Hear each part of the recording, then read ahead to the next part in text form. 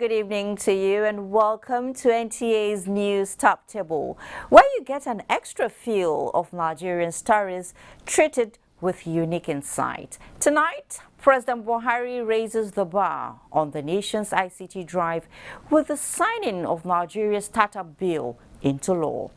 It is time to take stock of the performance of the current administration. How has it been? Join us for the sectors in focus. We also have the 2023 budget breakdown. Or don't you think it is important you know it? Amidst the tales of woes that have trailed the ravaging flood in most parts of the country comes the solace from the second Niger Bridge. There's quite a bit on this man-induced and natural disaster, and we shall bring them from different perspectives. The Federal Road Safety Corps is coming into a collaboration that is to produce a device that makes it easy to nab traffic offenders. There is a case of a couple turned partners in crime and the not too good story about them. Do you think Nigeria needs additional schools? Let's find out together. There is a reported case in mental health cases in a particular part of the country, and News Extra is curious about unraveling factors responsible for that. We have all these and much more on our lineup, so stay with us as the taste of the pudding is in the eating. I am Fatima Umar Buba, and this is News Extra. You're welcome. Sierra Leone has formally solicited Nigeria's support to enable her occupy the non-permanent seat in the United Nations Security Council. This came to light when President Muhammadu Buhari granted audience to a special envoy from President Julius Maada Bio. State House correspondent Adam Sambo reports. The Sierra Leonean envoy, Andre Thomas Hope, presented President Maada Bio's special message to the Nigerian leader. He said Sierra Leone, which saw the interventionist ECOWAS military force, ECOMOG, restoring normalcy in the past, is no longer defined by its inglorious history, but is now a beacon of hope, and thanked Nigeria for playing a significant role. The envoy said his country is still looking up to Nigeria for support in her bid to occupy the non-permanent seat in the UN Security Council. Both Sierra Leoneans and Nigerians return to the polls next year for their country's general elections. The special envoy had told President Buhari that his country, just like Nigeria, made progress in laying the desired foundation for free and fair electoral processes. President Buhari wishes the West African country best of luck in its elections built for June next year. As he put it during the closed-door engagement, I am pleased that you are pursuing your political programs effectively, just like us. We wish each other the best of luck. From the State House, Adamu Sambo, NTA News. In the meantime, President Muhammadu Buhari has described the Minister of Communications and Digital Economy, Professor Isa Ali Ibrahim Pantami, as one of the most resourceful, innovative and effective public officials that he has in the administration. In a goodwill message to the minister on his 50th birthday anniversary, which comes up on Thursday, the president also said the appointment of Professor Pantami was one of the best choices he made because the minister has added tremendous value to good governance.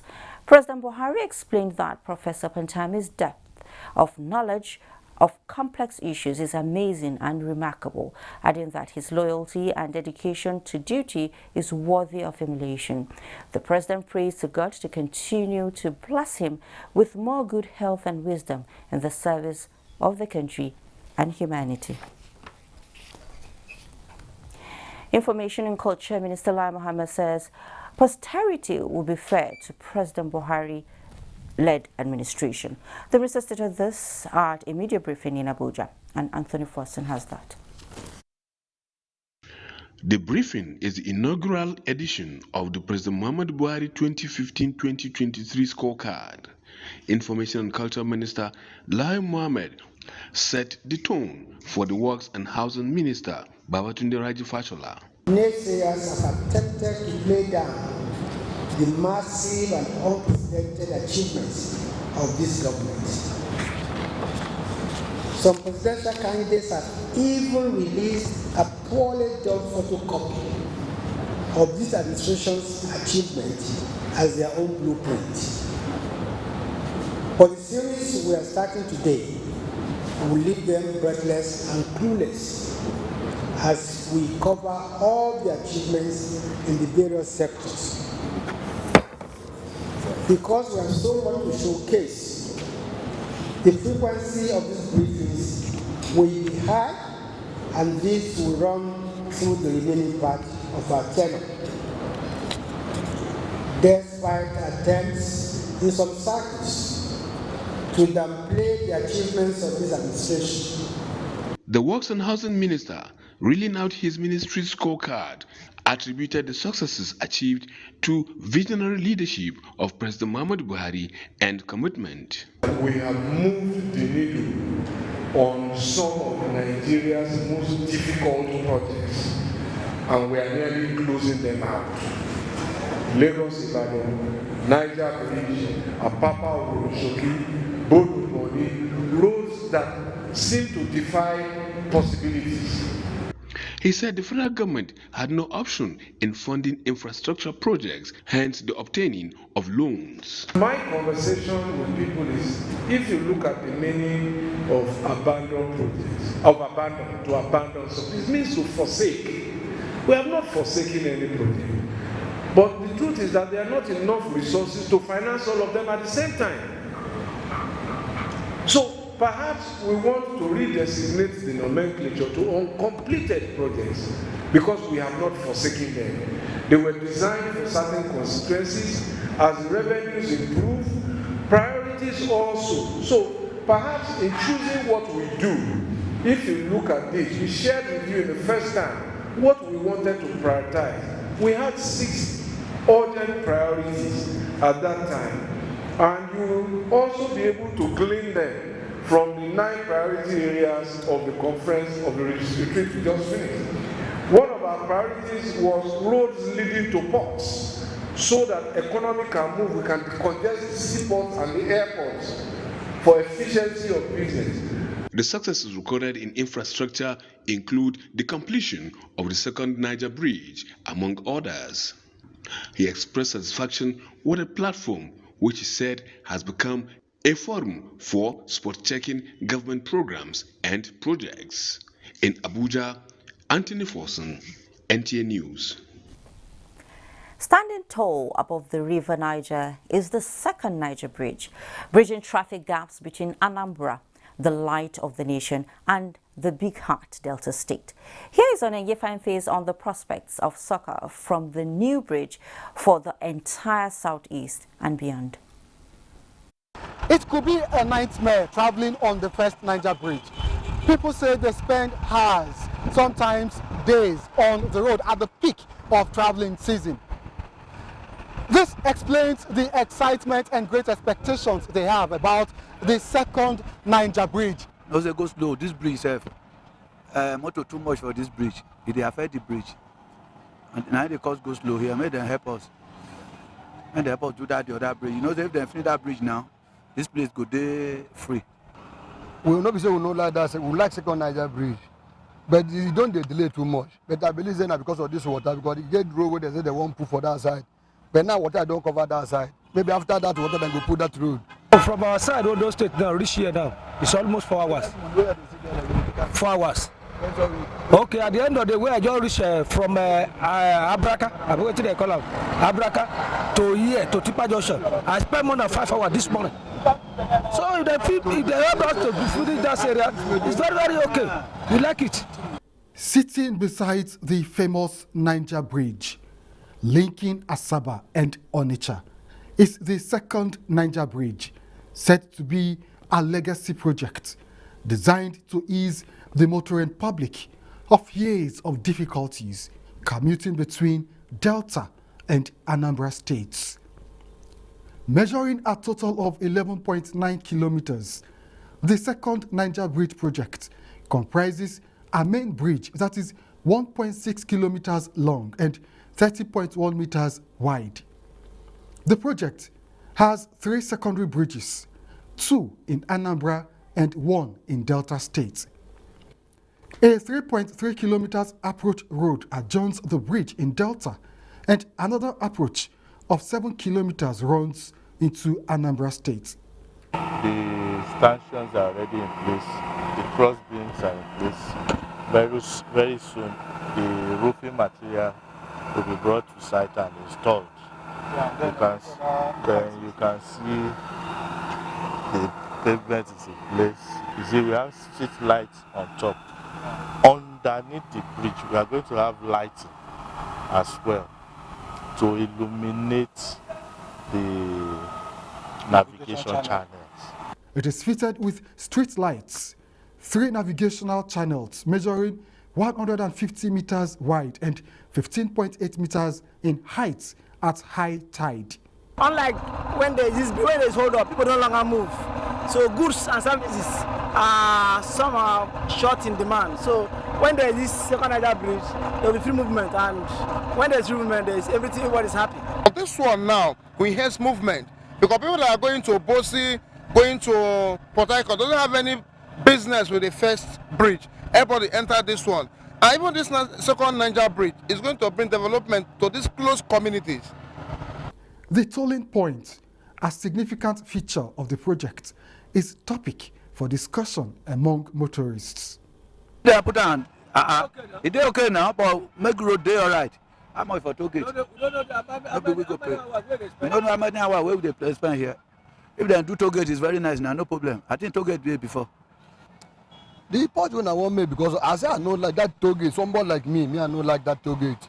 Not be say toll gate, but I know like me they stay there, say that they collect money, but then go still cost code up there. The toll gate is okay, very very okay. When they just finish the second road now, hold up, no go there. Work is in progress. The contractor certain of timely completion, and Nigerians await eagerly with great expectation the opening of the new Niger Bridge to derive the promise of succor it holds in stock. Onengiye Fine Face, NTA News. Oh, well, the second Niger Bridge is set to open for traffic as construction of the bridge ends. Minister of Works and Housing Babatunde Raju said this at the ministerial press briefing in Abuja. Scorecard of this administration is presented. The completion of the second Niger Bridge, some say, could creep up the ladder. Not only up the ladder, before this curious crowd were breaking the jinx.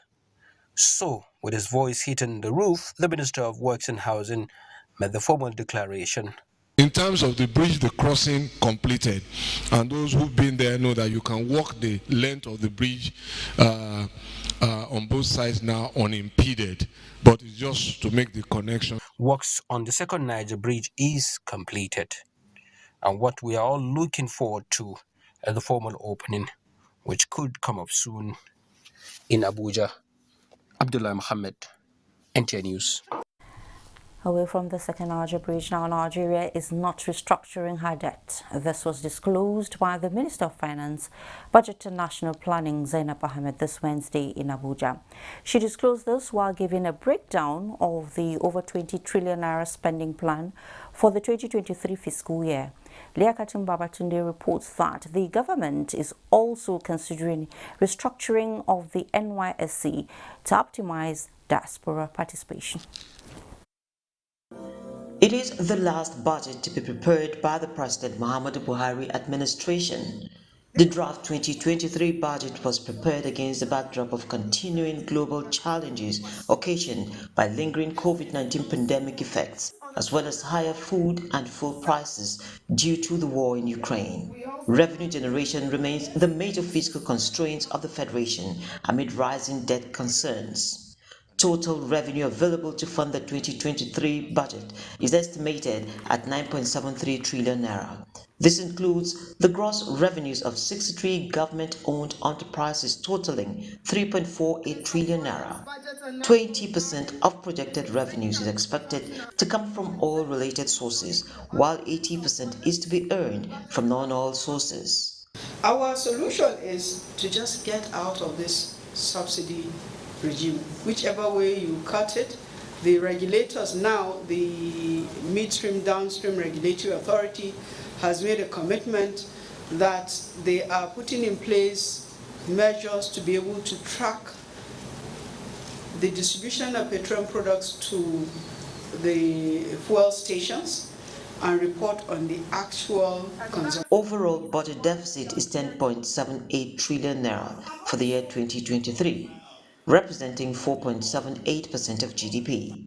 The deficit is to be financed mainly by borrowings comprising domestic sources 7.04 trillion naira, foreign sources 1.76 trillion naira, multilateral and bilateral loans drawdowns 1.77 billion naira, and privatization proceeds 206.18 billion naira. Total public debt stood at 23.06% as of June 30, 2022. The government has no plans to restructure her debts, but what is certain for restructuring is a National Youth Service Corps, the NYSC. Immediate past Director General of the NYSC began a process that was indicating that they have gone against the law and actually wanted to take people up on that. And our view is that that is discouraging diasporas from coming back home and bringing investments, that instead we should redesign the program. If we have to amend the law, we will, and we're looking at doing that in the Finance Act, to enable a diaspora to come back anytime they are ready to be able to serve. We'll just change the condition of serving. Critical sectors in the coming year include education at 10%, health 8%, defense, infrastructure and social development and poverty reduction programs. In Abuja, Leah Baba today, NTA News. In the meantime, the Ministry of Water Resources is to carry out 6 water projects worth 147.7 billion naira under multilateral and bilateral water projects in some states in 2023 as part of measures to reduce flooding. The Minister of Water Resources, Suleiman Adamu, stated this at the 2023 budget defense, where he also implored state governments to spend more on water resources and sanitation. Ignatius Umar has that. Another season of checks and balance between the executive and the legislature has taken off at the National Assembly. Budget defense, this time for the 2023 fiscal year. Among the early comers is the Minister of Water Resources, Suleiman Adamu, who appeared before the Senate Committee on Water Resources to give account of the ministry's spending in 2022. This year's flood, I can assure you, we cannot blame it on Cameroon, to be sincere. We'll continue to have floods on the river Niger and Benue basins until all those tributaries, even when they are damped, there will be, because the other component that I have not mentioned is that for hundreds of years we have been deforesting our land. He provided justification for the 262.2 billion naira proposed for 2023 as he listed the construction of Kashimbila, Gamovo, Mangu and Farinrua dams as some of the projects that will need urgent attention in 2023. And these projects are projects that are on the Water Resources Master Plan. This master plan has been in existence since 1995. But lots of projects that ought to be strategic projects that need to position the water resources sector, have not been implemented. Honourable Minister, I think you've answered some of our questions, and in the last 3 years, this government has done so much in the area of water, just like other sectors. Meanwhile, the Chairman Senate Committee on Ethics, Public Petitions and Privileges, Senator Ayo Akinyelure, said the commencement of the hearing on the alleged public misconduct by the Chairman Code of Conduct Tribunal, Danladi Umar, has been suspended because he has approached the appeal court. And I fixed another meeting to continue the case today. Danladi Umar never suffers that he has gone to Court of Appeal before now. Until yesterday, he brought a notice to his lawyer, filed in an appeal court. The Federal High Court sitting in Abuja had in April 2022 ordered Danladi Umar to appear before the Senate. From the National Assembly, Ignatius Nkwo, NTA News. Federal government has assured electricity consumers of its vowed commitment to enhancing bulk power delivery and grid reliability as more projects are being executed under the Nigeria Electricity Grid Maintenance, Expansion and Rehabilitation Program. This is coming as the Transmission Company of Nigeria, TCN, installs and energizes new 150 MVA interbus transformer at Delta 4 substation, Ugeli, Delta State. A statement by TCN states that energizing the new power transformer has restored the capacity of the substation by 132 megawatts, which will enable TCN to evacuate and wheel more power to Ugeli, Warri and other parts of the South region. Let's take some time out at this point. When News Extra returns, we shall bring you trending stories around the ravaging flood in some affected areas in the country amidst support for victims and solidarity for Nigeria. Plus, Federal Road Safety Commission leverages on technology to identify road traffic violators. Do stay for these and much more. Good to have you back. President Muhammadu Buhari has formally signed into law the Nigeria Startup Bill 2022, initiated by the executive inputs from the nation's tech startup ecosystem. The legislation seeks to harness the potential of the nation's digital economy and position Nigeria as a leading tech hub in Africa. State House correspondent Adam Sambo reports. Flanked by his Chief of Staff, Professor Ibrahim Gambari, and the Minister of Communications and Digital Economy, Professor Isa Ali Ibrahim Pantami, President Buhari ascends to the Nigeria Startup Bill 2022. This is in furtherance of government's genuine efforts at creating an enabling environment for growth, attraction, and protection of investment in the nation's tech-based startups. With the government policies we have in place, before assenting to the bill today, a lot has been achieved when it comes to providing the enabling environment for our young innovators. This law is all about to consolidate and to provide the legal and strategic framework for the growth of the sector. For example, today in Africa, we have around 7 unicorns. 5 of them originated from Nigeria. Unicorn is an ICT company, a local ICT company that has a market value of a minimum of 1 billion USD. And all 5 of them attained this position of unicorn during the administration of President Muhammadu Buhari. We visited each and every zone of Nigeria. We engaged our young innovators. We collected their inputs, and we accommodated all these inputs into the law. Apart from an investment fund with a minimum of 10 billion naira towards guaranteeing increased access to funding that will grow the startup ecosystem in Nigeria, the Act also provides for the establishment of the National Digital Innovation and Entrepreneurship Council to be chaired by the President. And all the institutions that have a role to play in providing the enabling environment for our young startups and our young innovators are members of that council. Number 1 mandate of the council is to listen to the challenges of our young innovators and direct relevant institutions there and then to address the challenge. So by implication, if President chairs the council, all the issues that are going to be discussed and resolved are ready for implementation. Nigeria's startup law, the minister explained, has already been adjudged a world-class and indeed standard of reference. Massachusetts Institute of Technology, for 10 consecutive years, they have been the most successful university. MIT itself discovered the effort of Nigerian government of coming up with Nigeria Startup Bill.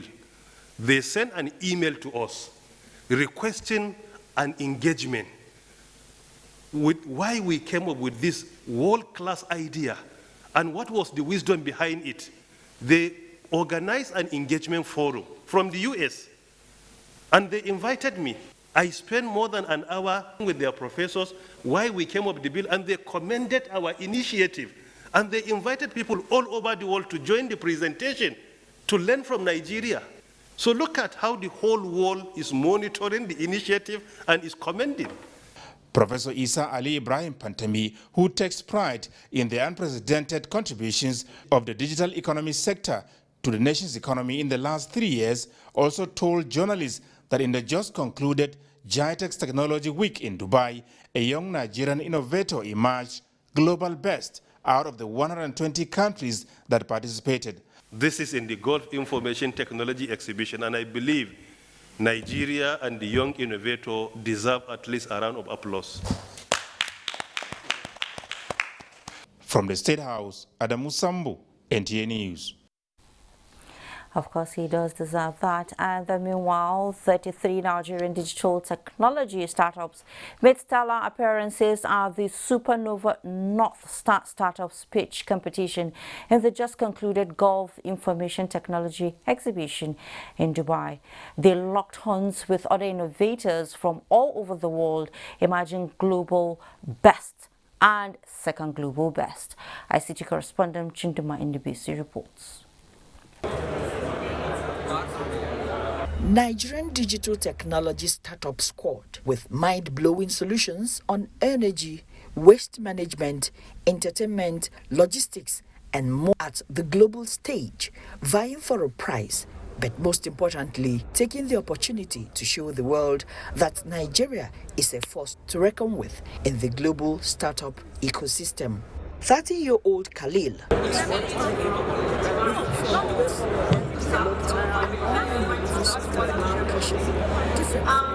delivery system.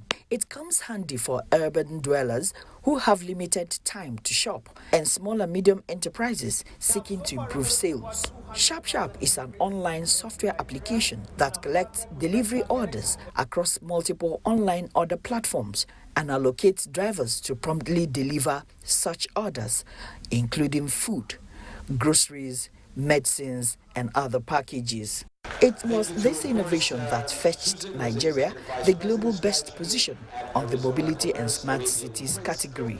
It came with $8,000 cash prize. The fact that we have a good understanding of the African market and we're building tailored solutions, that serves, the African needs. And also we're empowering other SMEs. It's not just about us, it's about the economy as a whole. LiveBig software application, built by 24-year-old Shadrach using blockchain technology, is one of the 9 startups that got to semi-finals. Contents of upcoming artists and producers are uploaded on the app. Now, instead of you buying a music to listen on Spotify or AudioMac, you can actually buy it, play it, listen to it, and own it. You can actually sell those content to anybody globally that is using cryptocurrency. With Inera, you can get to actually buy your favorite music and enjoy it. I made attempts to interact with other startups that got to final and semi-final stages, but they were either pitching their inventions or meeting with potential investors. One of the deals that clicked is that of First Founders, which landed a $10 million partnership. The application provides both skills and funding support to early-stage and underrepresented innovations. About 500 startups are in this community. The competition, which had 13 categories, may have come and gone, but it is on record that Nigeria had 9 of its startups at the semi-final stage on different categories and 2 on final stage. Chimdema Ndubisi, NTA News.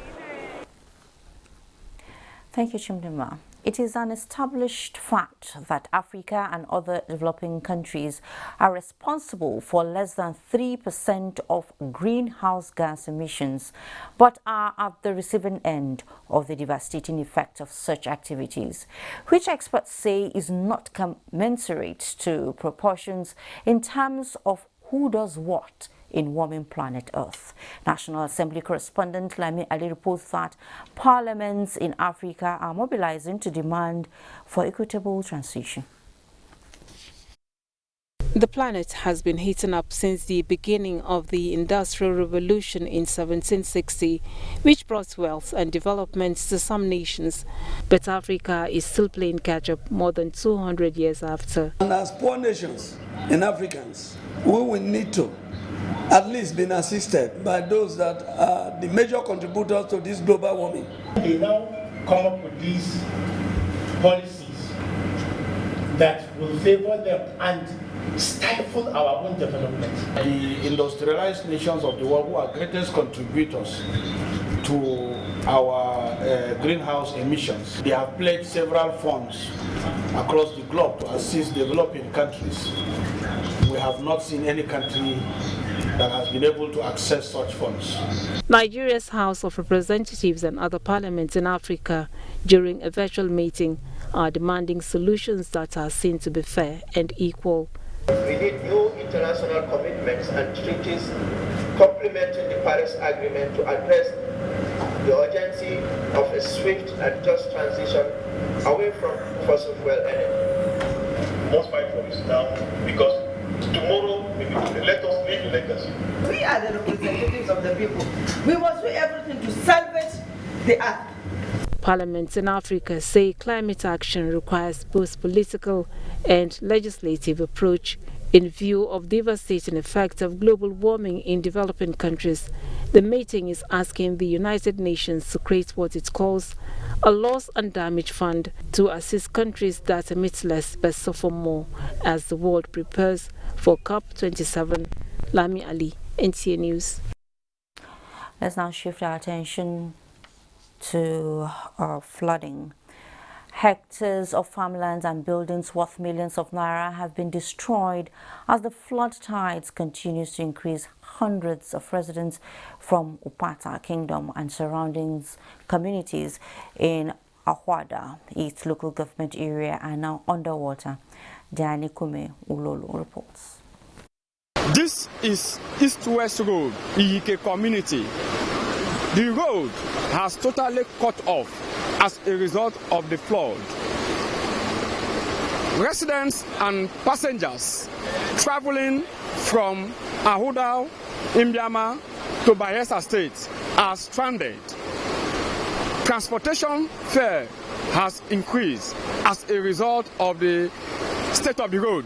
I spent 2,500 naira to cross every blessed day because of the flood here. He was having difficulty in breathing with swollen legs. I took him to my children where I want to take care of him, to treat him very well. But in the process, when we got there, there was this flood. The perennial flood has displaced residents of Upata Kingdom from Edora, Opogoro, Odiabidi to Ochiba in Awuda East local government area. Many houses are currently covered with flood, causing untold hardship to the people. The irony of the situation is that the only access road to these communities is fast disappearing under the flood, and residents are trapped due to the increased level of water. Within my own farm, about no less than 6 farms have water have covered. Schools, churches are equally submerged. Access to some parts of the flood-impacted Upata Kingdom is difficult. We eventually arrived at a camp of internally displaced persons in Edora and Odiabede. The mood of the children reflects the harsh realities of a natural disaster. People have stayed here in darkness for the past 4 days. No net, mosquito net, no mattress, no food. Ensure the basic need of need. Sacked by the flood, the people of Odiabede, Opogoro, Edora, and Ochiba are now living here, a makeshift camp, expecting the federal and state government to do something. From the IDP camp, Odiabede, in Awuda East local government area of River State, Janukme Ulolo, NTA News. That's really sad. Now, Japanese Prime Minister Fumio Kishida has offered his condolence to President Muhammadu Buhari after floods claimed many lives and affected millions in the country. In a message, the Japanese Prime Minister expressed deep sadness over the recent floods caused by heavy rainfall in many states across Nigeria, which have claimed many lives and forced many people to evacuate. On behalf of the government and the people of Japan, the Prime Minister expressed his heartfelt condolences to those who lost their lives and their bereaved families and prayed for the prompt reconstruction of the affected areas. Now ahead to Port Harcourt. Rivers State Task Force on the Management of Floods has continued to discontinued the distribution of relief materials to the victims of the disaster across the 4 affected local government areas of the state. Ogedi Nwekwere reports that the materials were distributed to victims of floods in Abua Odua, Ahoda West and Ogba Egbema Ndoni local government areas of this place. The task force distributed relief materials to the displaced victims of the rampaging flood in Abua Odua, Ahoda West and Oba Ibima Ndoni local government areas. The materials included food and non-food items as well as medical items. Chairman, River State Task Force on the Management of Flood, Dr. George Mweke, while empathizing with the victims, advised them to make good use of the items to alleviate their sufferings. He assured that the River State government will continue to see to their needs and enjoin the occupants of the internally displaced persons camps to follow the guidelines to minimize the negative impact of the disaster. We carry food come, 2 big motor there outside. We don't bring rice come. We don't bring beans come. We carry gari. We carry yamu. We carry indomie for this picking the weather here. We carry different things one our cook chop. But the thing what I want to tell you be say we happy as on a day here. Come day safe. The chairman don't try well. Make una try the clean here one a day. I beg. If any person they sick, make a report. Doctors they go come here. Some don't already arrive. Others they come. People will go show now what you go do also there. I just thank God say we reach all of our day. We're happy now. Our mind don't come down. Chairman of Ahoda West, Hope Ikiriko, and his Oba Ebimandoni local government area counterpart, Vincent Job, received the relief materials for their local government areas. They thanked the River State government for the gesture. They promised to come a second time. This is the second delivery we have received. And we have also assured them that the delivery will continue until we make sure that they are comfortable. Some of the beneficiaries thanked the state government for coming to their aid by providing them with food items and non-food materials. In Port Harcourt, Ogedi Nwekwere, NTA News. Bayelsa State continues to bear the brunt of the flood this year, and the state government in response is already preparing for post-flood medical emergencies. Onengifa reports. Surrounded by water, Bayelsa State is vulnerable to flood whenever it rains.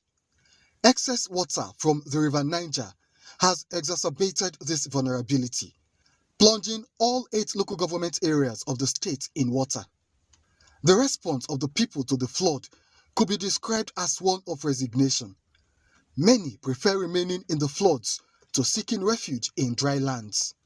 It is clear to us that there will be a food crisis in the state. Right now, Bayelsa State has been totally cut off because corridors to the rest of the country, which is through River State and Delta State, the east-west road on both ends have been cut into 2. With water bodies and underground water polluted by the flood, the Bayelsa State government is now preparing for the worst post-flood. The main source of water in the state, which is our rivers, nobody can drink from those rivers again, and the boreholes are equally polluted. So the underground water is equally not too safe for drinking, and that will lead to a whole lot of health challenges. So the Ministry of Health has been fully involved, and they are also doing their best.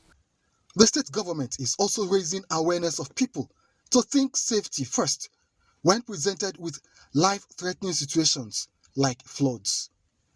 Onengiye Fine Face, NTA News. Flooding this year has taken a new dimension and the devastations are colossal. Thankfully, the National Emergency Management Agency, NEMA, is also not resting on its oars in deploying more relief to cushion the effects on the people. While handing over relief items to the government of Enugu and Anambra states, NEMA says it is working day and night to meet up with the immediate needs of the displaced persons. Ilyasu Yakubu reports. Anambra and Imo State in the southeast are the worst hit by the 2022 flood, with thousands of people displaced. Although Enugu State also had its own share of the disaster, with about 30,000 residents displaced with one casualty. Anambra State recorded more than 30,000 residents displaced with 17 casualties. The National Emergency Management Agency, NEMA, handed over the relief materials to Anambra State Deputy Governor Mr. Onyeka Ebezim, who collected on behalf of his state government, and Nkechi Ene, Executive Secretary, Enugu State Emergency Management Agency, collected on behalf of her state government. Items delivered included bags of rice, beans, maize, granite oil, treated mosquito nets, mats, mattresses, men, women and children's wear, as well as other condiments. Which we have our distribution pattern. We know how many we are, we know the communities, we know where our centers are, so we don't have any problem in distribution. And Enugu State government is grateful to the federal government for this kind gesture. What we witnessed in Enugu State and indeed in other states of the Federation so far should spur us to concrete and deliberate action that leads to substantial reduction of flood disaster risk. The Search and Rescue Units of the National Emergency Management Agency, NEMA, has concluded arrangement to evacuate victims of floods to upland from Oka in Anambra State. Ilyasu Yakubu, NTA News. Now, very soon, traffic light defaulters will not go scot-free anymore, as the Federal Road Safety Corps and the Nigerian Building and Road Research Institute are collaborating to develop equipment to capture number plates of traffic offenders in real time. Oyeme Ajayi reports. For a long time, many motorists flout road traffic laws without fear of any penalty or punishment. Not because they are not aware that it's an offense to do so, but their nonchalance is backed by the fact that there are no equipments in place to trace and sanction them. Well, that narrative is about to change as the Federal Road Safety Corps and the Nigerian Building and Road Research Institute are coming up with equipment to get traffic light violators on the spot with irrefutable recordings. The FRC would like to cooperate with you further in developing manual for uniform traffic control devices for Nigeria to ensure uniformity in our traffic signals, traffic calming devices, and several other devices. So what NEBRI is trying to do now is to collaborate with road safety, especially to develop an equipment that can capture the vehicle plate number of an offender that breaks the traffic. Once that is done, I'm sure issue of breaking traffic light will be minimized as much as possible. Traffic light violation has been said to be another cause of accidents in the country, and this, the Federal Road Safety Corps and the Nigerian Building and Road Research Institute are determined to stop, especially with the number of lives lost and property destroyed every day. When it's implemented, FRC can easily arrest offenders even from their houses. In Abuja, Oyeyemi Ajayi, NTA News. So far, so good. It is going to be a mixed grill about the good and the not so good side of business, especially that of the couple arraigned by the Inspector General of Police over $4.6 million fraud. Join us for details right after this next breather that beckons. Thanks so much for staying, and it's now time for us to take business news, and we have our usual Musa Abakar. Musa, it's over to you. Thank you, Fatima. Following the devastating floods that have affected states across the country, Minister of Finance, Budget and National Planning, Zainab Ahmed, has been speaking government's plans to mitigate the effect, responding to questions during the 2023 budget breakdown presentation. The minister said already President Muhammadu Buhari has issued directives geared towards bringing immediate succor to those affected. We speak of climate change, people say, where is it? But it is here. The floods are happening even in areas that were probably previously desert prone. We've seen floods in Jigawa and in Borno State.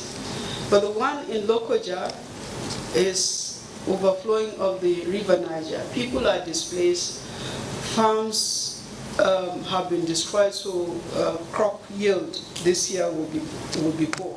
This afternoon, we have a meeting of the Presidential Council on Food Security. We are going to be looking at measures that need to be taken, first of all, to provide immediate succor to the people that are affected. And yes, we need data for that, but we are also the National Emergency Management Agency, the Ministry of Humanitarian Resources, is also working with the state governments to provide a data of the number of people affected so that we know what to plan for. We have some special funds that are designed for government to be able to intervene, the Ecological Fund, the Natural Resource Development Fund, and any other pocket of funds that we may need to access, because this is a national emergency that requires for us to provide support to the people that are most And now to energy. Oil prices rose on Wednesday amid caution as fallen U.S. crude stocks in a generally tight market countered the negative impact of uncertain Chinese demand growth. CNBC reports that Brent crude futures for December settlement were up 0.3% to $90.33 a barrel. Earlier in the session, Brent hit a low of $89.32. U.S. West Texas Intermediate crude for November delivery expiring on Thursday was at $83.16 a barrel, up 0.4%. The December contract was at $82.41, up 0.4%.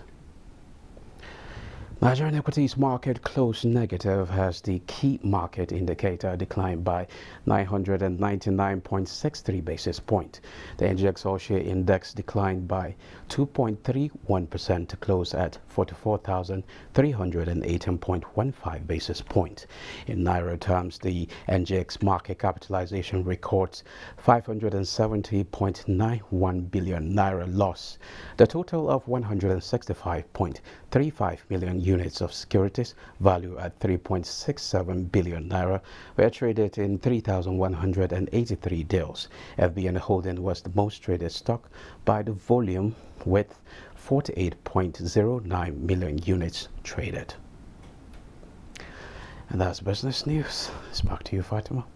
Thank you, Musa. Now, experts in the accounting profession have been tasked to adhere strictly to the tenets of the profession and eschew conduct that could bring the profession into disrepute.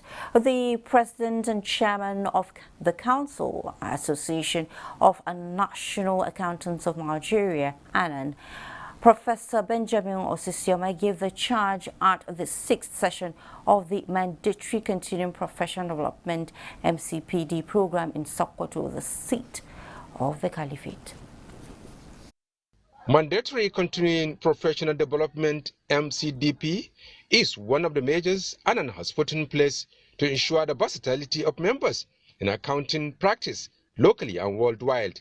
The theme of the 3-day event held in Sokoto is the dynamics of corporate reporting and governance. The president and chairman of Council Association of National Accountants of Nigeria, ANAN, Professor Benjamin Osisioma, who expressed satisfaction at the efforts of professionals in governance, also tasked them to get acquainted with the innovations in the profession to add value to themselves and the profession. While we are educating you, while we are adding value to your lives, we also enable you to interface with your colleagues and their peers all over the country. The Chief Executive Officer, ANAN, Dr. Kayode Paswa, said professionalism in accounting is an important factor in nation building and that it is what the association seeks to inculcate in accountants. He said the association has established a mono university, a first graduate university, the first of its kind in Nigeria, in order to advance courses in accountancy and auditing in the country. Sokoto State Governor Amin Waziri Tambol, represented by the State Deputy Governor Manir Muhammad Naiya, commended the efforts of the professionals in all spheres of life and reiterated the commitment of the state government to give professionalism its rightful position in the scheme of things in the civil service. 151 members were inducted with a call on them to discharge their duties in a manner that engenders transparency and value for money wherever they find themselves. In Sokoto, Show Muhammad Datti, NTA News.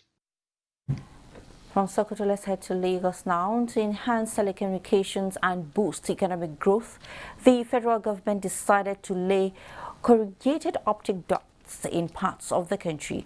The resistance to this project along the Ikorodu-Shagamu axis is the prompt for our next story by Samuel Johnson. The intention of the federal government to site projects in any area among competing locations is to enhance the standard of living of the people. One of such projects is the laying of corrugated optic duct from Ikorodu in Lagos State to Shagamu in Ogun State, a distance of about 35 kilometers. The resistance to this noble effort to enhance telecommunications and boost economic activities is, however, of concern. We were here some few months ago to do the fiber optic job for linking this place from Ikorodu to Shagamu. And we were at this particular place, we were stopped.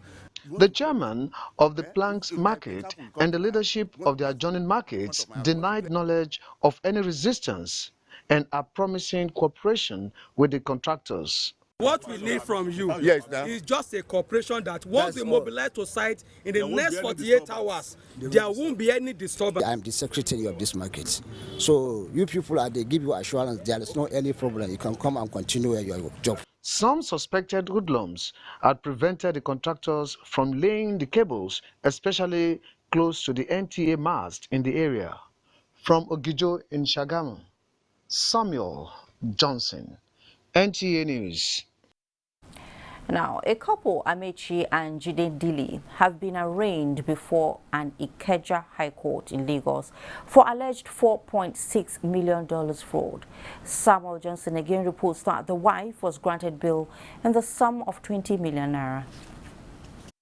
The matter before Justice Olubunmi Abike Fadipe of the Ikeja High Court in Lagos is for determination as to whether or not Njide Ndili are guilty of the 3-count charge of conspiracy, felony and fraud preferred against them and their company by the Office of the Attorney General of the Federation and the Inspector General of Police. Justice Abike Fadipe agreed with the prosecution counsel that the new practice direction of taking the pleas of the accused persons before objection to jurisdiction holds sway. Having pleaded not guilty to the charges preferred against them, Justice Fadipe admitted the wife, Njide Ndili, to bail, having admitted the husband earlier. She therefore adjourned the matter for trial within 5 days, beginning from 30th of January 2023. They are accused of conspiracy and stealing by conversion. Stealing by conversion in the sense that they collected money meant for another person. Instead of giving it to that person, that's Hercules Offshore Limited is a company. They collected the money on behalf of that company. Instead of giving it to the company, they converted the money to their own use. She also rejected the request of the Attorney General of Lagos State, Moyosore Onigbanjo, SAN, to be involved in the prosecution.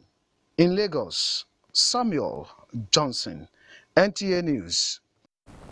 Thank you so much, Samuel. Now, in the next segment of News Extra, we shall shine the spotlight on the surge in mental health cases in one of the states in the South. Plus, public service leveraging on ICT. Hope you're keen in like I am.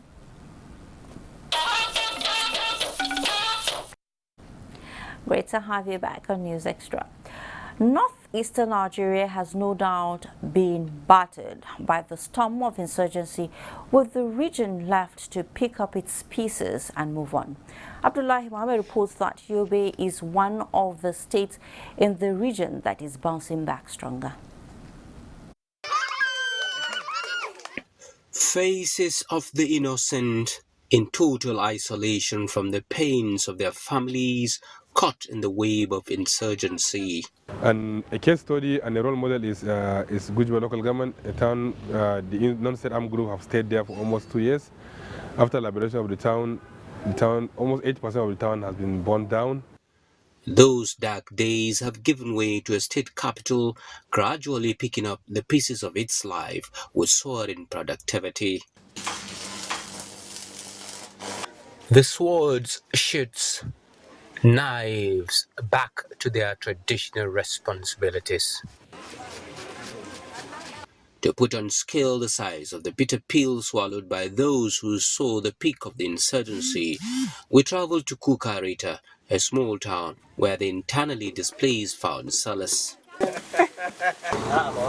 Stepping towards the home of Wakil, a displaced person from Dambua, women tapping into the blessings of saving those on layers.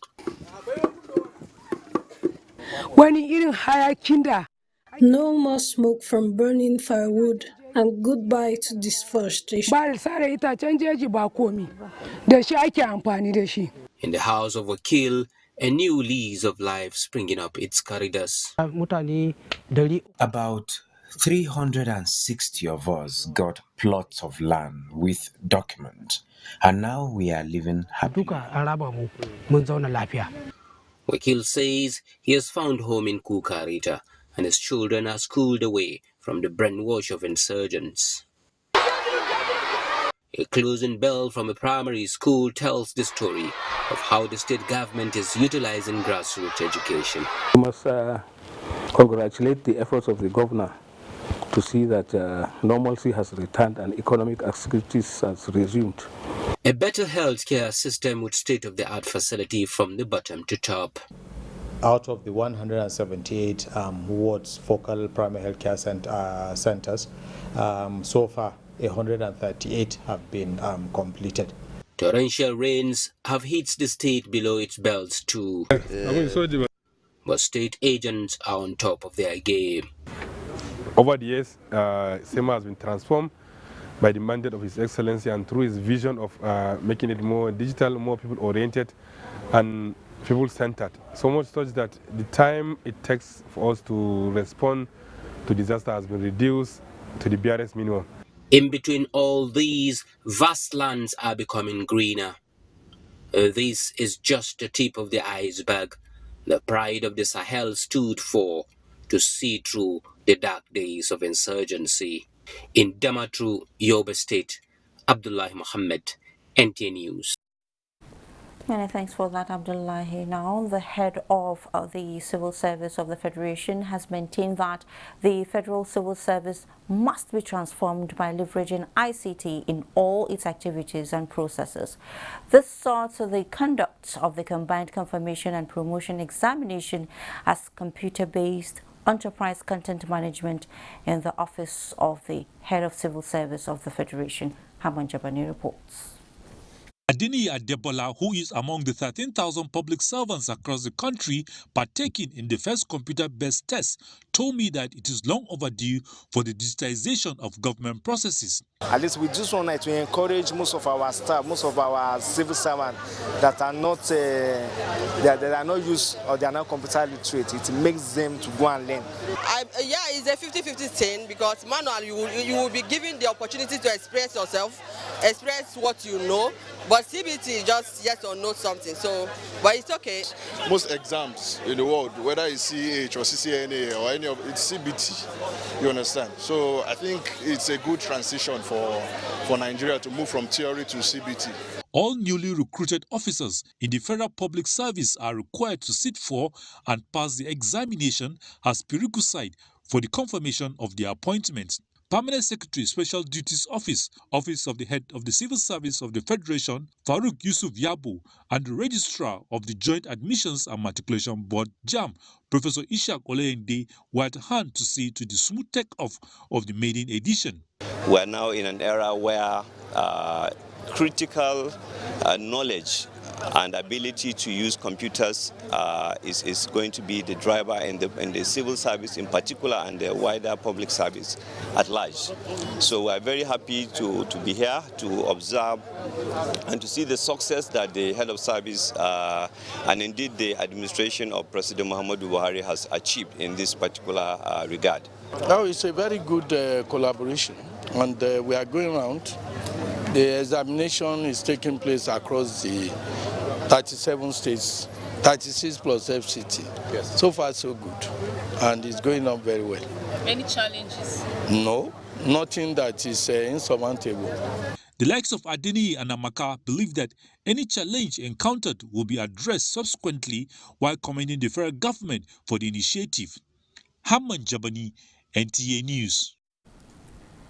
Next year's census is an exercise that cannot afford errors in it. That is why the National Population Commission has commenced a 12-day training of ad hoc staff in Imeko, Afon, Ogun State for the conduct of post-enumeration survey.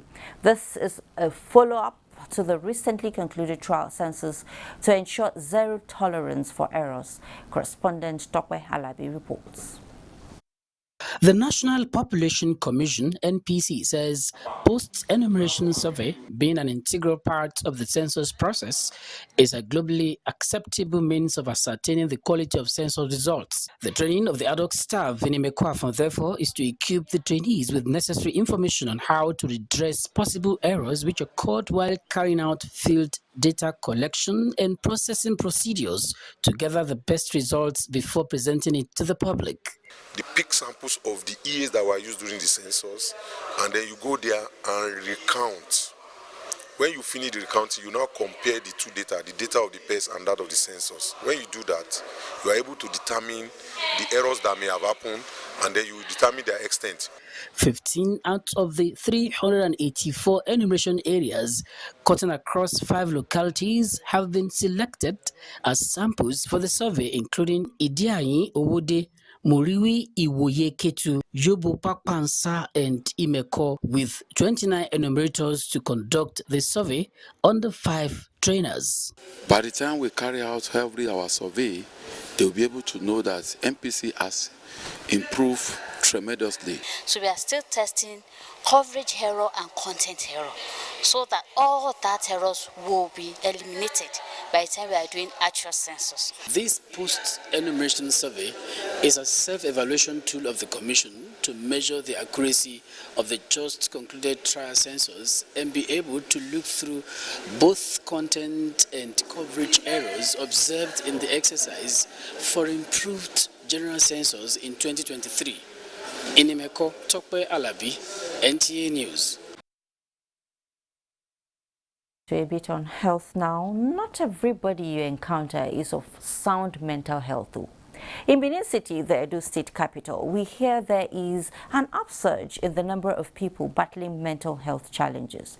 This is raising concerns in the major mental health facility in the city, the Federal Neuropsychiatric Hospital, Uselu, Benin City, where the number of people needing medical attention is on the increase. Agatha Egware-Ojo reports.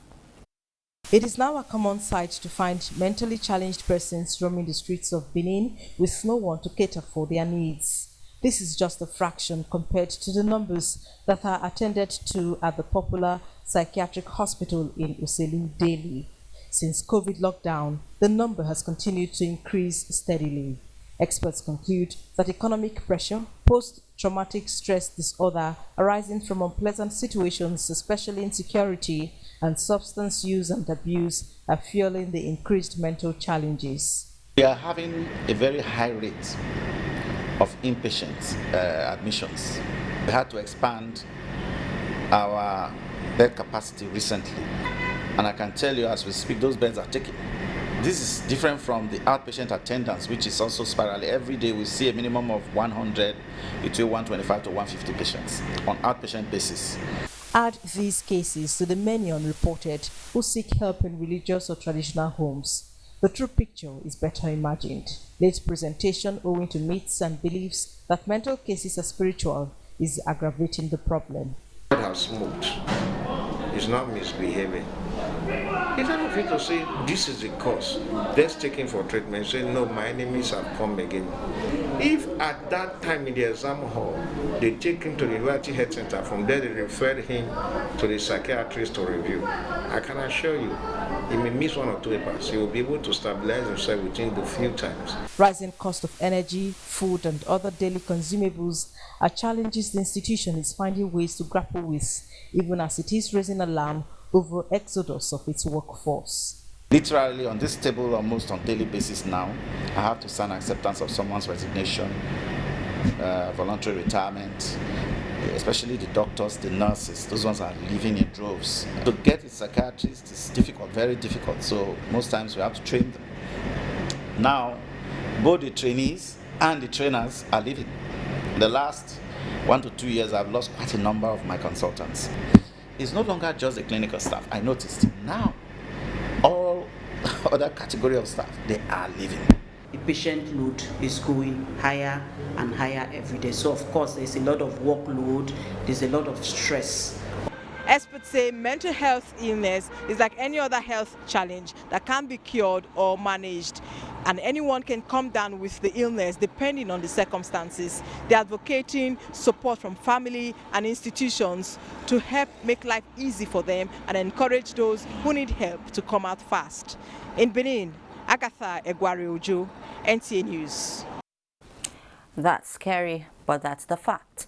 Let's take our last breather and then bring you sports before we wrap it up. Join us again. Well, with Sports Update, we conclude News Extra for tonight. Thank you so much for watching. I am Fatima Umar Buba. Please stay safe.